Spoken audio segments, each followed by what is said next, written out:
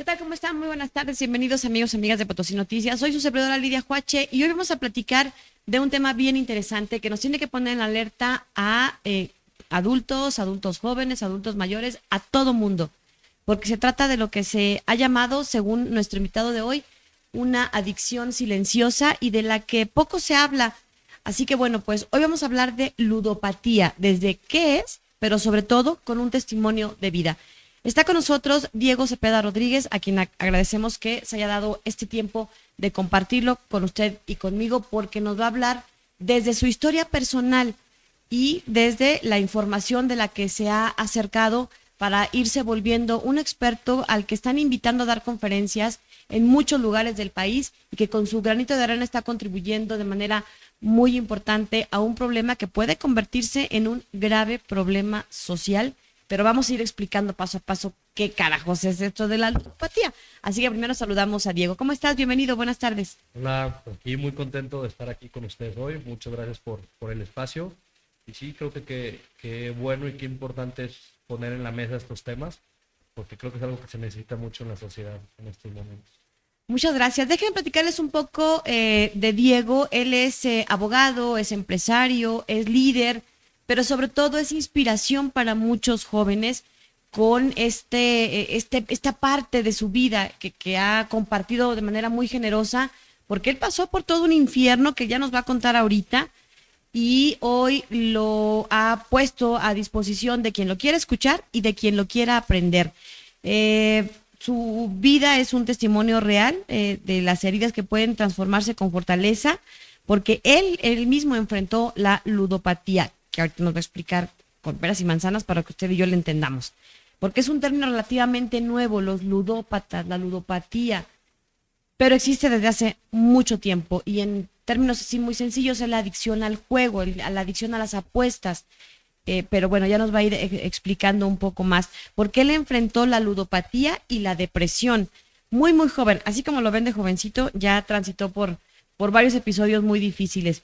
Así que bueno, pues eligió un camino de recuperación, ha sido muy valiente para enfrentar todo este tipo de situaciones que se vienen como consecuencias. Y bueno, pues hoy está acá con nosotros y bueno, pues ha recorrido ya gran parte del país para ir compartiendo su historia de vida.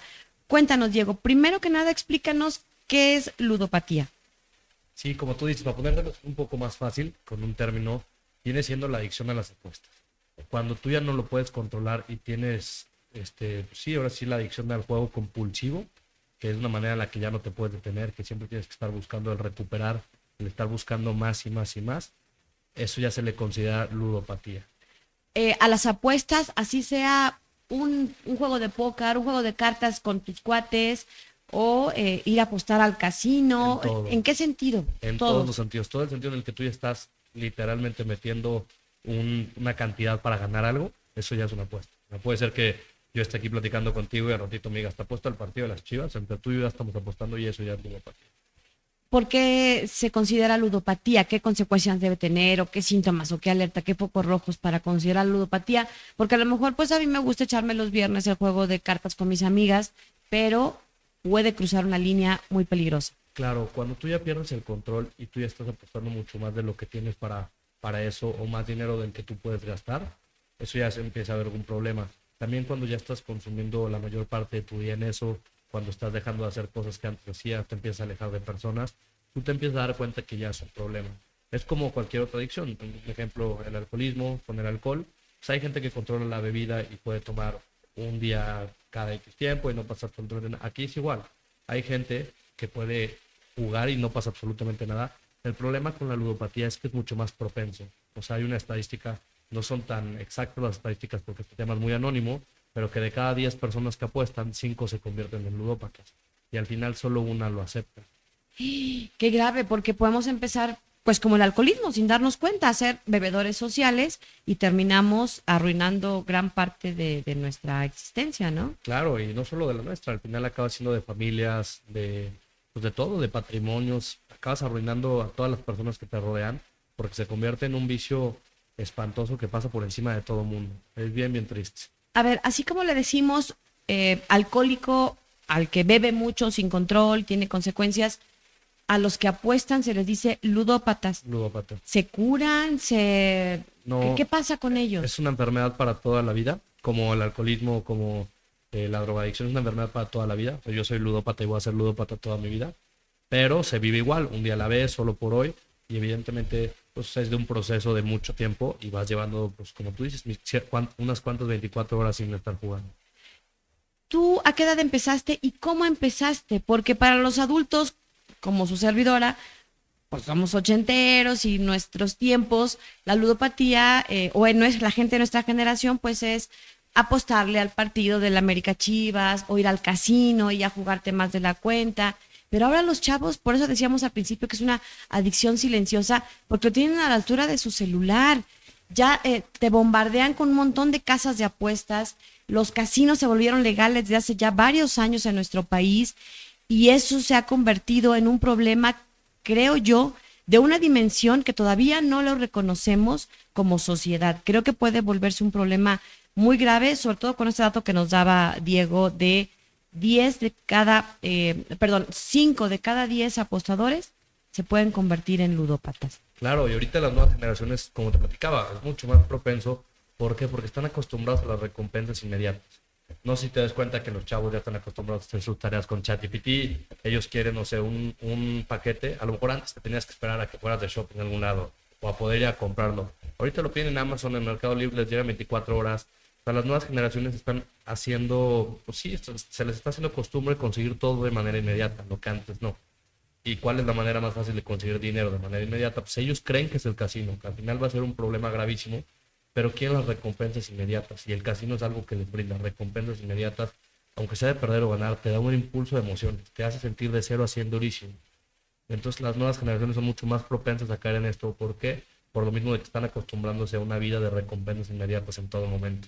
Y es que son los llamados nativos digitales, nacieron con dispositivos digitales, el iPad, el celular, las redes sociales, que también las redes sociales empezaron a generar estas recompensas inmediatas y entonces empezaron a subir contenidos a Instagram, a Facebook y buscaban los likes y buscaban la recompensa, el reconocimiento social y eso les creó como cierta adicción, cierta adrenalina a seguir y a querer más y más. Cuéntanos, ¿a qué edad empezaste y cómo? Yo empecé alrededor de mis 15 años, iba entrando apenas a la preparatoria y yo iba con una generación arriba, me juntaba con chavos más grandes, mis amigos son más grandes y se nos hizo muy fácil, una hora libre, nos dejaban salir a desayunar, salí a desayunar a un casino, ya había ido uno de ellos, nos invitaron unos amigos más grandes, vamos y pasamos facilísimo, no nos pedían absolutamente nada y nos dan el desayuno gratis y apostaba 50, 100 pesos. O sea, ya eran cantidades muy chicas a partidos de fútbol. 5 partidos de fútbol y a ganar 10,000 pesos. Unas probabilidades muy bajas.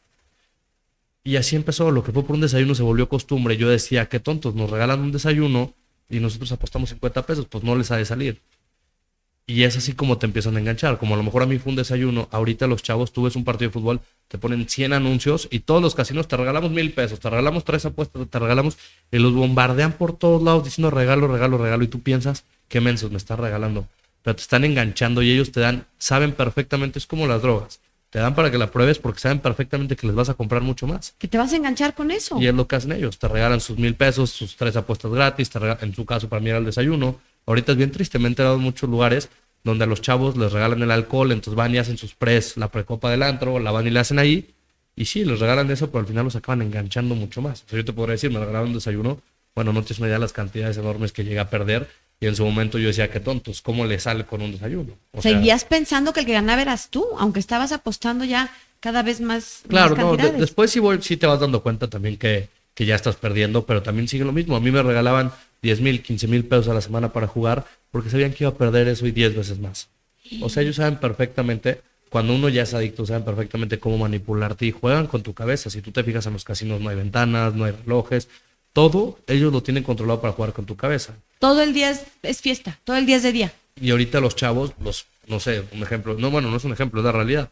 Ahorita que están muy metidos en las redes sociales, los influencers, a las personas que ellos siguen, que tienen muchos seguidores, ellos son los que están patrocinando ahorita los casinos, les pagan viajes, les pagan una cantidad grande al mes por estar patrocinando los casinos y diciendo apuestas. Entonces ellos lo ven como normal a una persona que siguen, que admiran, pues lo ven que está bien, entonces los bombardean por ahí, por redes sociales. Ellos si ven un partido de fútbol americano, pasan más de 100 anuncios cada partido de casas de apuestas, todo el tiempo los están bombardeando en todos lados. Entonces está impresionante cómo les quieren llegar por todos los lugares y al final es lo que hacen, los pescan literalmente. Pero a ver, a tus 15 años te dejaban entrar al casino sin mayor complicación, Sí. sin una identificación. Teníamos un INE. identificaciones falsas, pero ellos sabían, o sea, Perfectamente, claro, claro, se nota a los chavos. es bien triste porque ahorita también muchos casinos no les piden ni ser mayor de edad, los dejan jugar y en línea puedes jugar y no tienes bronca, puedes retirar y meter dinero. O sea, no hay un control absoluto en eso, pero porque saben que son las edades en las que más los pueden hacer engancharlos y que son los que van a acabar siendo futuros ludópatas. Yo decía que es muy valioso. Diego ha estado, ha tomado cursos, ha tomado diplomados, se ha informado para impartir las conferencias que imparte, en donde yo sigo diciendo generosamente comparte su testimonio de vida, porque no cualquiera se atreve a reconocer que eres un enfermo, un adicto en recuperación. ¿Cómo fue el proceso en el que empezaste, pues, en estos desayunos del casino y apostar 10,000 pesos quizá, pero luego más y más? ¿Qué pasaba en tu casa? ¿No se daban cuenta? ¿Cómo le hacías? ¿Cómo fue creciendo o escalando esta situación? Es que es bien triste esto, ¿por qué? Porque el ludópata se convierte en un experto en mentir y en manipular. Entonces yo salgo de la prepa, me paso la carrera y pues yo le decía a mis papás, oye, necesito dinero para un libro, para tal curso, para pagar la universidad. Y te vas haciendo un experto y la bola de nieve cada vez va siendo más grande de que necesitas dinero y al final lo estás usando para jugar. Y a todos les pasa lo mismo, es bien triste. Ahorita yo recibo muchísimos mensajes a través de Instagram y muchos son de mamás desesperadas y todos te dicen lo mismo. Todos los ludópatas caen en lo mismo, en hacerse unos expertos en la mentira y en cómo manipular para conseguir más dinero. Lo triste de esta situación es que esta adicción se está convirtiendo en una adicción silenciosa. No es como antes que cuando tú veías que una persona iba mucho al casino, pues decías, tiene un problema. Aquí lo tienes a las manos las 24 horas los días y tú no sabes lo que la gente con la que estás platicando está haciendo. O sea, tú no sabes si las personas que están atrás de aquí de las cámaras están jugando en este momento. O así puede ser en cualquier otro lugar. Se convierte en una adicción silenciosa. Sí, porque traen el celular y uno piensa, está mandando un mensaje. Claro, tú no sabes si está la en una persona red está social. jugando. Y en realidad están jugando, están apostando. Sí, es bien triste porque te empieza a consumir todo tu día. Yo en una de las etapas más fuertes de mi ludopatía, no dormía, me la pasaba en la noche apostándole, buscaba qué deportes estaban a esas horas por desesperación de recuperar y buscaba en el béisbol chino, fútbol de Australia. ¿Por qué? Porque era lo único que había en las horas de la madrugada y es lo que le empieza a pasar al ludópata. Su 24/7 depende de estar jugando. Hay situaciones muy tristes porque te van enganchando, te envuelven como un gran regalo, como un gran paraíso. A mí me tocó, por ejemplo, el primer casino que yo conocí fue en Luisiana. Te suben a un barco precioso, la comida es un buffet enorme de comida, de bebida. Y yo también decía, ¿a qué le sale? Pues va uno y te dan comida riquísima y platillos exquisitos y bebidas abundantes, lo que tú quieras, la coctelería, lo que quieras, y te pasean y te regresan. Pues sí, pero tú vas ahí jugando y jugando y jugando. Y entonces se vuelve pues un círculo literalmente vicioso, y ahora los chavos se los envuelven con una aplicación súper atractiva, apuestas por cualquier cantidad de cosas. ¿Cuántos tiros de esquina van a haber en el juego, en el partido de fútbol? Tú dices, ¿cómo? Antes apostabas al marcador y ya. Bueno, ahorita ayer o antier estaba viendo que ahorita hay una apuesta de ver cuándo Estados Unidos va a invadir a Venezuela. Y te ponen fechas de que los primeros 3 meses del 2026, los segundos, o sea, y tú puedes apostar, ya le puedes apostar por todo. Ahorita que iba a ver el Papa, cuando falleció el Papa, había apuestas a ver quién iba a ser el Papa.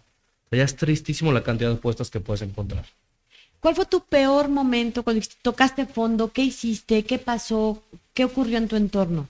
Yo tuve un intento de suicidio a través de la desesperación que tenía fuertísima pues te podría decir de las deudas, pero no tanto de las deudas, porque ahí era un momento en el que ya estaba un poco más tranquilo con eso. No, mis papás no tenían el conocimiento en ese momento y me pagaron mis deudas, que a lo mejor es lo peor que tú le puedes hacer a un ludópata, porque tú al momento de pagar las deudas, él no tiene una consecuencia, entonces él no toca fondo. Pero yo mi momento en el que toqué fondo fue en ese intento de suicidio, cuando yo ya estaba cansado de decepcionar a todo mundo. O sea, en verdad ya mis papás, ya había perdido la confianza por completo, yo acabo de perder una relación por el juego también, me había alejado mucho de mis amigos porque yo me la vivía apostando todo el tiempo, empecé a perder a todos en mi entorno y empecé literalmente a aislarme yo solo, tuve una depresión de muchos años. O sea, fueron muchas cosas las que ¿Cómo de muchos años? Si estás tan joven, empezaste a los 15, de los 15 a los 22, padeciste... 23 años, casi 7, 8 años de estar jugando todos los días Y eso te hace, pues en el primero y segundo año no tanto así, pero en el tercero ya me empecé a aislar, ya mi vida dependía completamente de eso. O sea, empiezas a perder todo por completo. Dejaste de ser funcional, es decir, ya no Claro, ibas a la no, escuela era o funcional. seguías Era aparentando. funcional para aparentar que yo estaba bien, pero por dentro yo estaba destrozado. A mí me llegó a explotar el apéndice pues de estrés, de ansiedad, o sea, de dejar de dormir. Yo vivía con migrañas, con agruras todo el tiempo.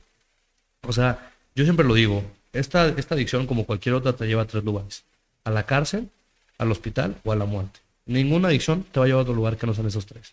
A la cárcel, ¿por qué? Porque mucha gente comete fraudes o comete algo para poder seguir jugando. Al hospital, porque la gente somatiza.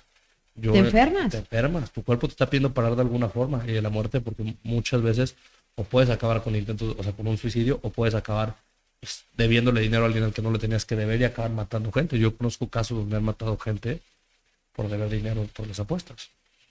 ¿Qué te decían tus papás cuando empezaron a pagar tus apuestas? ¿Sabían que era tus deudas por juego? Al principio no, después ya se ponen enterando y me decían que solo por estas me iban a apoyar. Me llevaban pues con expertos, con especialistas. Yo llegué hasta internado en una clínica. O sea, sí ellos buscaban la forma, no sabíamos. Es bien triste en esta edición, creo que ya se empieza a hablar un poquito más, pero es muy raro que tú encuentres a alguien en México que hable de estos temas. Muy, muy raro. Yo conozco a otra persona nada más. ¿Por qué? Porque es un tema que tiene mucho tabú. Entonces no había mucho conocimiento, no hay mucha información. Y a mí me pasa, me hablan muchos papás desesperados, pues que no saben qué hacer. Entonces no saben qué es lo que está bien, no saben qué es lo que está mal. Y conforme con el tiempo fuimos aprendiendo qué está bien, qué no está bien. Y es eso, mis papás se fueron informando poco a poco. Ellos no pensaron que el pagarme mis deudas para mí iba a ser mucho peor. ¿Por qué? Porque no iba a tener una consecuencia, por lo tanto no iba a tocar fondo. Entonces fuimos aprendiendo a través de la marcha todos como equipo, como red de apoyo, pero la verdad es que estaban súper decepcionados en su momento. Ahorita te podría decir que son los más orgullosos, me acompañan a veces a conferencias, están muy orgullosos, pero en su momento pues pasaron un infierno en vida también ellos. ¿Qué pasaba en pandemia? ¿Por qué esto te tocó en pandemia o ya estabas recuperado? En pandemia ya fue un poquito ya al final de todo esto. La verdad es que todo esto fue un poco antes de pandemia, que fue donde empezó por la situación. ¿Cuál dirías que fue tu principal razón, motivación o que decías que tocaste fondo cuando un intento de suicidio? ¿Cómo fue? ¿Dónde estabas? ¿Qué ocurrió? Yo venía saliendo de una clínica y el día que yo venía saliendo, después de estar internado unos meses, ¿Meses? Digo, un mes, un poquito más de un mes, estaba internado. La verdad es que en esa clínica las 2 primeras semanas yo estaba muy metido porque me quería recuperar. Después de ahí mis papás van a la clínica, voy viendo que pues me entregaron una carta ya medio ellos habían entendido qué era lo que estaba pasando, ya les habían explicado a ellos también fueron a la clínica pues, a rehabilitarse porque se vuelven codependientes. Entonces ellos van y les enseñan un poco eso, les ponen una actividad muy dura que le hablan a tu ludopatía, no te hablan a ti como persona. Y en esa actividad ellos me sientan aquí, como las sillas que tenemos, otra silla, y me dicen de que te queremos con todo nuestro corazón, pero hoy no te vamos a hablar a ti, hoy le vamos a hablar a tu ludopatía. Y en esa plática, ellos me dicen que quieren a Diego con todo su corazón, pero que ya no tiene espacio en la casa si sigue con la ludopatía. Que la ludopatía no tiene espacio en su casa, ¿por qué? Porque está acabando con su familia, con su matrimonio, con mis hermanos, está acabando con todo. Y que ellos no la van a volver a dejar entrar a la casa. Entonces lo que pasa, pues es una actividad fuertísima, porque en pocas palabras te dicen que a la siguiente te tienes que ir. Sale de ahí, me entregan una carta que mis hermanos que ya no están enojados, que ya entendieron que es una enfermedad, ellos también, que yo siga teniendo mi trabajo. Yo todo lo que había perdido en ese momento me entero que lo recuperé, que todo el mundo lo fue entendiendo. Y al momento después de eso, las últimas 3 semanas yo me preocupé más por ver qué famosos estaban en la clínica, por ver qué artistas, por llevarme con ellos, por hacer amistades, aún yo iba a salir con 1000 negocios. Salgo de ahí y yo tengo una recaída en el aeropuerto de regreso.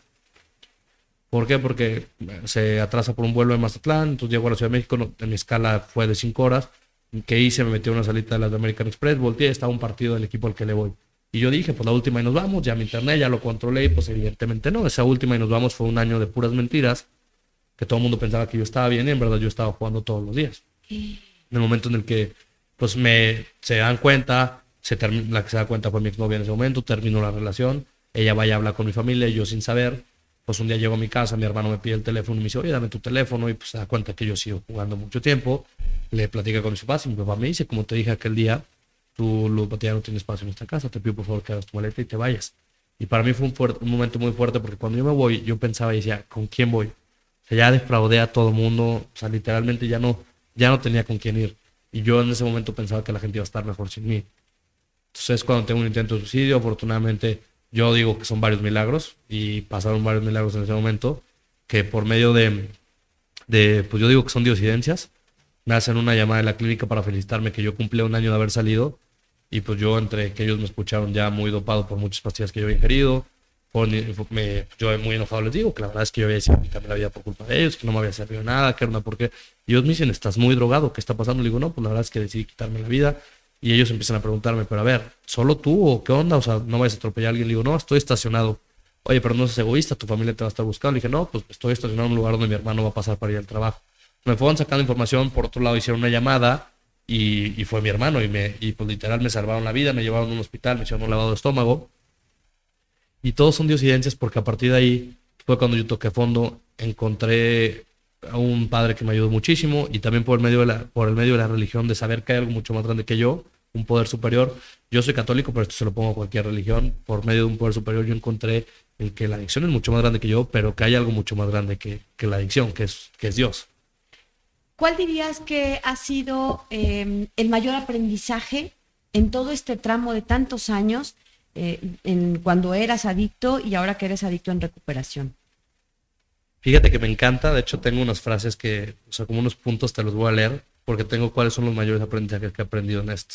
Diego se dedica, entre otras cosas, bueno, ya decíamos, es abogado, es empresario, pero también dedica gran parte de su tiempo a dar conferencias, a donde lo invitan en diferentes espacios, particularmente dirigido a jóvenes, porque creo que sobre todo, bueno, pues su caso puede ser de mucha utilidad en los jóvenes que son presa fácil porque están en una etapa en la que o son todavía adolescentes o están saliendo de la adolescencia. Y como lo hemos dicho aquí cuando hemos tenido algunos psicólogos, en la adolescencia precisamente es eso, adolecen todavía de muchos elementos en su maduración y bueno, pues son presa fácil de todas estas tentaciones que nos ponen a través de los casinos, que nos lo disfrazan del mayor regalo. Claro. Y todo bonito, ¿no? Pero a ver, cuéntanos. Son varios puntos que a mí me encanta decir que son mis aprendizajes más valiosos en esto. Y yo en ese momento aprendí a vivir con máscaras. A mí me gustaba que todo el mundo siempre me viera bien, que yo estaba bien, y aprendí que eso no te iba a llevar a ningún lado. Aprendí que yo todo ese tiempo actuaba desde mis heridas. Y tristemente siempre terminé hiriendo a las personas que más quería, que más amaba. Desde tus heridas. Sí, aprendí que la seguridad económica vale muy poco. A mí lo que más me preocupaba era siempre, pues ganaba mucho, siempre que todo el mundo me viera en lo mejor, en la mejor mesa, la mejor todo. Y aprendí que la seguridad económica vale muy poco, si no es que nada. O sea, puedes tener dinero del mundo y estar hundido en depresión y estar triste. Vacío. Exactamente. Y fue lo que yo estaba viviendo en esos momentos. Y destruido. Aprendí que los papás no tienen un manual que los enseñe a ser padres y mucho menos un manual que los enseñe a ser padres de un hijo adicto. Que todo el mundo hace lo mejor que puede con lo que tiene en sus momentos. Aprendí que si dejas todo en manos de Dios, fue lo que yo hice. Le dije, encárgate de todo tú porque a mi manera no funcionó. Es la mejor respuesta que vas a tener. O sea, a mí en verdad el acercarme a Dios me cambió la vida. Aprendí que en este camino se trata de cómo reaccionamos ante el dolor y que también que la ludopatía a mí no me define. Yo, como te digo, hoy sí te digo que soy un ludópata, pero sé perfectamente que eso no me define. Me define la persona en la que me quise convertir después de que acepté que tenía un problema. Eso es lo que en verdad define a las personas. Que un error, que un pecado no te va a definir. Te define quién eres después de eso. ¿Quién eres después de de ese episodio que atravesaste en tu vida? Te podría decir que soy primero hijo. Me llevo muchísimo con mis papás, cambió mi relación por completo. Soy hermano, con mis hermanos lo mismo, cambió por completo mi relación. Y soy una persona que a través del dolor aprendió a quitarse esa máscara, a ver por los demás. Soy una persona que sí, que a través de la resiliencia ha cambiado mucho su manera de ser, su manera de ver las cosas. A lo mejor antes me importaban otro tipo de cosas, lo que ahorita a lo mejor ya no es lo mismo para mí. Lo que aparentas, el que dirán, todo este tipo de máscaras, ¿no? Sí, es lo que te digo, el dolor deja, yo creo que uno de los mejores aprendizajes y soy una persona que a través de su dolor quiere ayudar a más personas, a que no pasen por lo mismo. Hablas de dolor, hablas de heridas. ¿Qué pasaba en tu entorno que te sentías así, dolido, herido, vacío, triste? Yo creo que es el hecho de estar decepcionando a tantas personas. O sea, esta enfermedad es bien triste porque decepcionas a todo el mundo. O sea, no es una enfermedad que solo te afecta a ti, afectas a todos a tu alrededor. Entonces sí fueron muchas heridas el estar siempre decepcionando a los demás y es algo que muchas veces la culpa te gana. Te digo que también es mucho de culpas. Entonces hasta que aprendía yo a sanar y ver que ese problema no me iba a definir a mí, o sea, pudo haber definido mi pasado, pero no quién yo quiero ser y quién voy a ser en el futuro. Y quién está haciendo actualmente. Exactamente. ¿Cómo lidias con ese día a día? Porque las tentaciones están, ya dijimos, al alcance de un celular, de una aplicación, y todo el tiempo estamos bombardeados, ¿no? Con cualquier pretexto. El final de la NBA, el Super Bowl de la NFL, el Mundial de Fútbol, la liguilla del fútbol mexicano, el box, o como dices ahora, ¿no? Que ya se ha puesto en términos políticos. Claro, en todo. ¿Quién va a ser el nuevo papa? ¿Cuándo van a bombardear Venezuela? ¿Quién va a ganar las elecciones en Brasil, Argentina, Italia, qué sé yo? Claro. Fíjate que es bien importante y yo lo aprendí a través de este proceso, dejar todo en manos de mi poder superior. A mí el acercarme a Dios me cambió la vida por completo. Siempre estuve en colegio legionario, estuve muy cercano, pero llevaba una relación muy de lejos. El acercarme a mí creo que es lo que más me ayuda. También el hacer catarsis, a mí el dar las conferencias y las pláticas y platicar con las personas me hace acordarme mucho de cómo estuve, de cómo sufrió mi familia y eso también me ayuda mucho en el día con día. Para muchas personas, bueno, yo lo sigo haciendo, veo a mi psicóloga, de vez en cuando voy con mi psiquiatra, no está mal tomar medicamentos, mucho menos yo que fue una depresión larga, pues hay antidepresivos y mucha gente los ve como si estuviera mal o que es de locos ir a esos lugares y para nada, es una persona que está cuidando su salud mental Claro. y es bien importante. Creo que ahorita en estas generaciones se necesita más que nunca. Y es que estar deprimido no tiene nada que ver con que estás triste, estás agüitado, échale ganas, pues te ponte optimista. No, tiene que ver con la falta de litio en el cerebro. El litio es un químico que el cerebro regula ciertos estados de ánimo y hay una pastillita que te tomas y te va a sustituir todo ese litio que te hace falta o lo que sea. Por eso es necesario el acompañamiento médico. Claro, no, la verdad es que sí, justo le das creo que al punto más importante, que muchas veces es algo que te falta, no es algo que tú eres y que eso te va a hacer menos para nada. Y ahorita las nuevas generaciones es triste, pero les tocó vivir una pandemia, les está tocando vivir más divorcios que nunca, les está tocando, o sea, muchos de sus papás ya están divorciados. Han sido, creo que etapas muy fuertes para las nuevas generaciones, que es normal que estén deprimidos y que no pasa absolutamente nada, que al contrario, que es de valientes pedir ayuda, aceptar que hay un problema, reconocerlo y buscar soluciones. Creo que al final es lo bonito de la vida y también lo he aprendido en este proceso, que todo en la vida tiene una solución menos la muerte. Y que cada vez tenemos una oportunidad de corregir, resurgir, renacer, aprender. Al menos yo lo veo así, ¿no? Como que cada día que amanece y que te levantas y que te despiertas, pues es una oportunidad de renacer y de, a ver, ¿en qué me equivoqué? Sí, lo corrijo y va para adelante, ¿no? Claro, y entender que un error no te va a definir, justamente. Yo creo que tienes muchos elementos ahí de valentía en tu testimonio de vida. Pero a ver, ahora yo creo que te enfrentas también a ser valiente cuando los papás te escriben por Instagram y te cuentan sus historias de vida desesperados, angustiados, preocupados por sus hijos. ¿Con qué testimonios te has topado? ¿Cuáles son las tres que te han conmovido? ¿Qué casos te han llegado? Que te das cuenta de que los chavos, sobre todo los más jóvenes, pues están cayendo en las garras de esta adicción, como tú la llamaste, bien llamada, una adicción silenciosa. Fíjate que sí, creo que es un poco, bueno, no un poco, la verdad es que es un poco anónimo, pues es muy anónimo todo esto, o sea, como que nunca menciono nombre, nunca menciono nada, pero dándote un poquito así por arriba, pues me ha tocado chavos que alguna vez una persona donó sus riñones para poder seguir jugando, me ha tocado muchísimos casos donde los hijos le toman dinero a los papás o las tarjetas, o sea, no tienes ni idea de la cantidad de historias que me llegan fuertísimas, es algo que se está volviendo pues muy grave, o sea, ahorita tú checas los porcentajes. Oficialmente dicen que el 3% de las personas en México son ludópatas, pero la cifra es muchísimo más grande. Como es muy anónimo, pues no se habla. O sea, te digo en verdad, yo te pregunto, ¿a cuántos ludópatas tú conocerías? Y a lo mejor me los cuentas con una mano, pero en verdad te podría asegurar que en tu círculo hay más de, no sé si... Yo diría que tres, que conozco tres. Bueno, si tu círculo es de 100 personas, yo te diría que hay más de 15. Pero esto es súper anónimo. Yo en verdad pensaba que yo era el único que estaba pasando por esto y cuando hablo y cuando empiezo a platicar un poco más del tema me entero que hay muchísima gente que lo vive y que vive un infierno en silencio. O sea, a mí lo que sí me gusta platicarlo y empezar a hablar mucho más de temas para quitar ese tabú, para quitar esa etiqueta de que el ludópata es como cualquier otra enfermedad y se puede tratar y el ludópata no significa que de por vida, o sea, si eres de por vida, pero no significa que por vida vas a tener la intención y la actitud de un ludópata. O sea, una persona sí puede cambiar. La intención y la actitud del ludópata, ¿cuál es?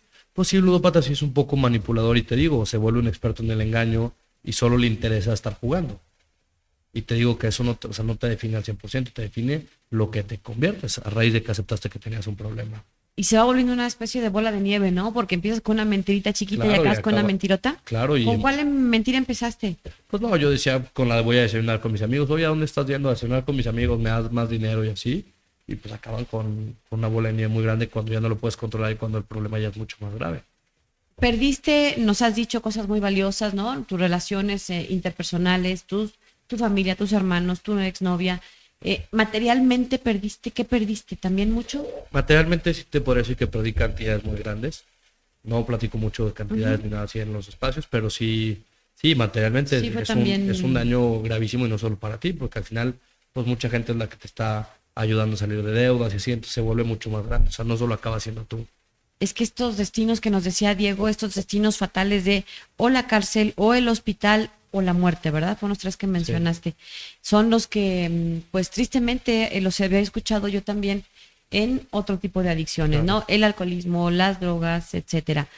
Eh, ¿Qué pasa con los adultos? O sea, te enfocas mucho en jóvenes, pero ¿has conocido algunos casos también de personas adultas que enfrentan esta bronca, este Sí, problema? muchísimas. La verdad es que los adultos creo que ahorita también se están adaptando un poco más a las aplicaciones. Entonces están siendo mucho más los adultos también que están pasando por esto.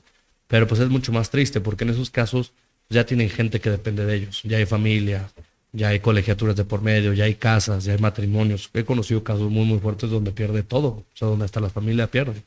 Creo que a mí me tocó y lo agradezco. Creo que todo esto es un aprendizaje. Me tocó una etapa en la que nadie dependía de mí. Mal hubiera sido si yo hubiera tenido una familia, si yo hubiera tenido hijos, hubiera sido una situación completamente diferente. Yo agradezco a Dios y yo te digo, yo agradezco haber tenido esto porque a mí me enseñó y me cambió por completo la persona que era. O sea, hoy agradezco todo lo que pasé porque me ha hecho convertirme en la persona que me gusta como soy hoy, no en su momento. Pero sí, sí es mucho más triste cuando son gente mucho más grande porque por lo que pasa por encima es mayor, el daño es mucho más grave. Sí, una amiga me contaba, estaba ella en un casino en Querétaro y decía que tenían una señora que estaba ahí cerca, una señora joven, que empezó a golpear la maquinita esta donde juegan y decía, regrésame las colegiaturas de mis hijos, ¿qué le voy a decir a mi marido? Era una mañana de un martes, miércoles, en donde la señora seguramente fue y dejó a sus hijos al colegio y luego se fue al casino y perdió las colegiaturas del Claro, casino. y es lo más grave, que muchas veces pues todo el ludópata apuesta el dinero que no tiene por querer recuperar. eh, ¿Cuál es el mensaje que le darías a la gente que nos está escuchando? ¿Cuáles son esos primeros pasos que hay que dar para reconocerse o para salir de ese problema? Yo creo que el mensaje que más me gustaría darles es ese, que el reconocer que tienes un problema te hace mucho más valiente que el guardártelo. Porque muchas veces nos queremos ser los valientes y los que podemos con todo y no reconocemos que tenemos un problema. Pero yo al contrario digo que el hablar salva, el hablar sana y lo más importante en esta vida es que tú estés bien. Entonces el tú reconocer que tienes un problema, que estás pasando por algo, te hace mucho más valiente. ¿Por qué? Porque estás aceptando que no estás en tu mejor momento, estás aceptando que no estás bien y estás pidiendo ayuda, que eso es lo más importante, porque siempre va a haber gente que te va a querer ayudar. Tus papás son las personas que más te quieren, tus hermanos, maestros, va a haber muchísimas personas a las que te pueden ayudar, pero lo más importante es que tú lo reconozcas, porque si tú no lo reconoces no se van a dar cuenta hasta que el problema ya esté mucho más grave. Entonces ese mensaje, el reconocer y el aprender a hablar, porque hablar salva vidas. A ti te invitan a dar conferencia, decía yo, colegios, instituciones, porque te diriges mucho a los chavos, mucho a jóvenes. Ese tipo de auditorios, cuando llegas y está lleno, repleto, lo mismo en Veracruz que en la Ciudad de México, Guadalajara, Monterrey, en todos estos puntos que has visitado en el país, ¿cómo percibes el auditorio? ¿Cómo te reciben los chavos? ¿Cómo empiezan y cómo terminan después Fíjate de que oír tu testimonio? es bien curioso porque al principio es típico, yo empiezo con un poquito de frases que les da risa y les platico un poco anécdotas que les dan risa porque ellos las están viviendo. Siempre volteas a ver, se voltean a ver entre todos y tú te vas dando cuenta. Pero conforme va avanzando la historia y un poco la conferencia, los ves más preocupados porque ves hasta dónde pueden llegar. Me da mucha risa porque en la de los chavos nadie, normalmente hay un espacio de preguntas, nadie pregunta nada, pero después de cada conferencia me tengo que quedar una hora para platicar con los chavos porque todo el mundo me busca personalmente y de En manera corto, privada, ¿no? y de manera privada. O cuando llegan a preguntar algo es, tengo un amigo, tengo un primo, y ahí es donde te vas dando cuenta un poco que sigue costando mucho el reconocer que hay un problema. Y en los papás, muchos van de, pues casi obligados o que alguien los llevó, o no sé, y al final se acaban dando cuenta del problema en el que están, y ellos mismos se dan cuenta del problema donde están sus hijos, y hasta piden que se haga más conferencia para los papás que no fueron. Siempre me pasa lo mismo, siempre son esos casos, Y como tú dices, doy mucho esto a jóvenes, pero no tanto porque yo busque esos espacios, más porque las escuelas y las universidades y las preparatorias se están dando cuenta. A mí me hablan desesperados las maestras o los directores de los colegios y me dicen, es que todo el tiempo hay un partido de Champions y los ves gritando y te platican sus apuestas, estamos desesperados, todo el tiempo están en el teléfono. O sea, a ellos ya se les está haciendo algo que ya no pueden controlar. Todos los que me buscan son ellos, por eso la doy más a jóvenes, porque los primeros que se dan cuenta son las universidades, porque es donde pasan más tiempo los niños. Ellos son los que en verdad se están dando cuenta de este problema y son los que me invitan a dar esas conferencias. A lo mejor yo soy exagerada, pero yo pienso que esto se puede convertir en un gran problema social, porque es parte de un cúmulo de adicciones que nos va robando a nuestros mejores elementos, ¿no? A los chavos, a los jóvenes. ¿Qué tanto apuestan hombres o mujeres? ¿O hay Fíjate diferencia? que yo al principio, cuando yo pensaba que era puro hombre, y no, hombre, no tienes una idea cómo he encontrado cantidad de mujeres que también, y muy fuertes también.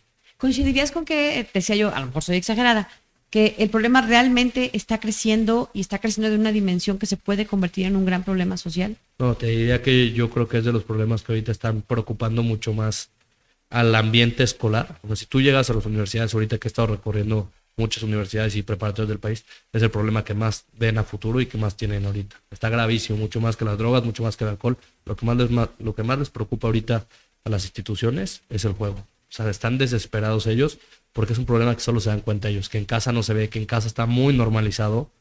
Entonces es un problema que se viene muy fuerte en los siguientes años. Y es que se ve como una diversión, como un entretenimiento. Claro. Pues le apuesto, ¿no? Porque venimos de cierta tradición en ese sentido, pero no estamos viendo el tamaño de problema que se está convirtiendo. Los papás, ¿qué te dicen? Fíjate que muchos, igual como te digo, lo veían muy normal y me dicen, es que nunca pensamos que esto pudiera ser así. Ahora entiendo muchas veces que mi hijo me pide dinero, ahora entiendo muchas veces que mi hijo, pues lo veo viendo miles de partidos de fútbol. O sea, en el momento de escuchar la conferencia, escuchar este tipo de mensajes, y es donde se dan cuenta que sí, o sea, que están viviendo eso sin ellos saber. ¿Por qué? Porque no tienen el conocimiento. O sea, son nuevas tecnologías, nuevas cosas que ellos no tenían, entonces no saben al respecto de esto, no hay información y apenas se están dando cuenta. Yo decía que conozco 3 ludópatas según yo, pero a ver, ¿cómo le hacemos? ¿Qué decimos? ¿Qué les decimos para que reconozcan? ¿Cuál dirías que es como el ABC? Que pudieras darnos 3, 5 tips. Pues yo creo que el primero, número uno, si tú estás viendo que alguien ya tiene un problema, que se la vive viendo partidos de fútbol, que está teniendo cambios de humor, que te acerques a él y que le digas que, a ver, está este problema, está esta enfermedad, a lo mejor, y creo que te puede estar pasando, no pasa absolutamente nada. O sea, el acercarse, pero de una manera, no juzgando, de una manera de querer ayudar, creo que cambia absolutamente todo. Y el no estarles dando préstamos, porque muchas veces también te puedes dar cuenta, porque cuando la gente empieza a pedir préstamos, empieza a pedir dinero y así es como te das cuenta. Empiezas a observar ciertas conductas Claro. que ya están prendiendo focos de alerta, ¿no? Claro, 100%. Muy bien, bueno, pues Diego, ¿algo más que tú quieras agregar? Pues darte las gracias por el espacio. La verdad es que creo que es bien importante poner estos temas sobre la mesa. Entonces agradecerles mucho a las personas que nos escucharon y a ustedes por darnos la oportunidad de estar aquí hoy. No, al contrario, te quiero agradecer y reconocer que tengas como esta generosidad, esta valentía de hablar de tu testimonio de vida y que lo compartas con pues los jóvenes, con los papás. ¿Hay tus redes donde te pueden seguir? Sí, es Diego Cepeda con Z9. Ahí me pueden encontrar en TikTok y en Instagram y con mucho gusto contesto los mensajes. Estoy intentando ayudar a personas por ese medio y con mucho gusto ahí hago también contenido relacionado, entonces ahí los estaremos esperando. ¿Te sigue gustando el fútbol o ya tienes ciertos límites? Sí me gusta, pero ya no me apasiono con ningún equipo. Tengo amigos que juegan, que son futbolistas y así, los veo seguido y así, pero ya no con los mismos límites. Evidentemente ya uno se pone en zonas de riesgo. Entonces sí tiene que ir uno cambiando un poco su nivel de vida, pero sí. Su estilo de vida, su entretenimiento, etcétera. Claro. Bueno, pues muchas gracias y gracias a ustedes que nos acompañaron. Nos vemos y nos escuchamos la próxima semana, en donde ya estaremos retomando todas estas charlas. Nos dimos este descansito de fin de año, porque bueno, la agenda de todo el mundo anda ocupada. ¿Dónde la pasaste? ¿Cómo le hiciste fin de año, Navidades con la familia? Sí, me fui con mi familia a Los Ángeles y San Diego, la verdad muy padre. Híjole, San Diego es un paraíso en estas fechas. Muchas gracias por habernos acompañado. No, muchas y a ustedes, gracias, ya están sus redes sociales. Ahorita las vamos a poner. Esta entrevista va a estar disponible en Instagram y en YouTube. Mañana ya la podemos compartir. Aquí vamos a estar compartiendo en Facebook también los enlaces. Y bueno, pues síganos a través de Potosí Noticias. Ya saben que estamos no solo en nuestro periódico digital, en el portal web, sino que estamos en todas las redes sociales, Facebook, Twitter, Instagram, TikTok, etcétera. Así que bueno, pues ahí nos pueden buscar con toda la información de este y otros temas. Gracias, soy Lidia Juache, pásela bien. Hasta la próxima.